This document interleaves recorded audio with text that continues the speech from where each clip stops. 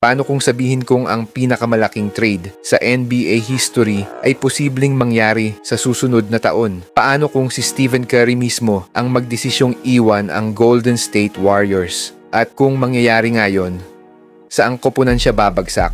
Mga idol, sobrang init ng balitang ito. Kaya siguraduhin panoorin ninyo hanggang dulo. Tila hindi na sapat ang katahimikan sa Golden State Warriors ayon sa mga usap-usapan sa NBA. Kapag naging eligible si Stephen Curry para sa contract extension, may posibilidad na hindi muna siya pumirma. Hindi dahil gusto niyang umalis agad, kundi dahil gusto niyang makita kung seryoso pa rin ba ang Warriors na bumuo ng championship contender. Kung hindi gagalaw ang front office, maaaring magkaroon ng malaking problema ang Golden State. Dahil kapag hindi nagkaroon ng extension, magiging unrestricted free agent si Curry sa 2027. Isipin ninyo iyon. Ang greatest shooter of all time ay pwedeng malayang pumili ng bagong koponan.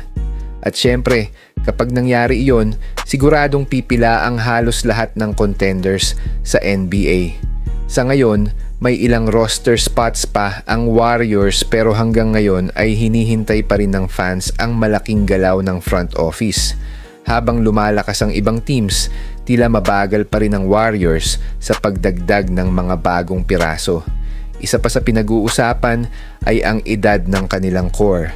Kasama sina Stephen Curry, Jimmy Butler, Draymond Green, Al Horford at Kristaps Porzingis, isa ang Warriors sa may pinakamatandang lineup sa buong NBA. Tanong ngayon, sapat pa ba ang karanasan para makasabay sa mas bata at mas mabilis na mga contenders? Habang naghihintay ang Warriors, lalong umiinit ang Eastern Conference. Patuloy ang mga trade rumors. May mga ulat ding posibleng matapos na ang mga investigasyon bago magsimula ang training camp.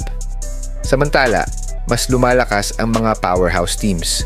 May LeBron James sa Philadelphia, may Giannis sa Miami. Mas lumalalim din ang ibang contenders.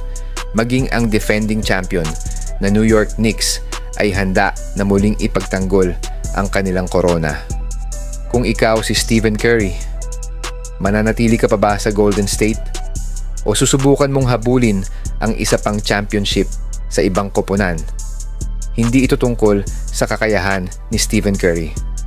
Ang tunay na tanong ay makakasabay pa ba ang front office ng Golden State Warriors sa bilis ng pag-improve ng ibang teams? Dahil kung hindi sila kikilos, baka dumating ang araw na makita nating suot na ni Steph ang jersey ng ibang koponan. At kapag nangyari iyon, isa yun sa pinakamalaking balita sa kasaysayan ng NBA. Ano sa tingin ninyo mga idol? Dapat bang manatili si Stephen Curry sa Golden State Warriors o panahon na ba para humanap siya ng bagong team para sa isa pang championship? I-comment ang opinion ninyo sa ibaba. Kung nagustuhan ninyo ang video, huwag kalimutang i-like, i-share at mag-subscribe para sa mas marami pang exciting na NBA updates, trade rumors at basketball content. Maraming salamat sa panonood mga idol. Hanggang sa susunod.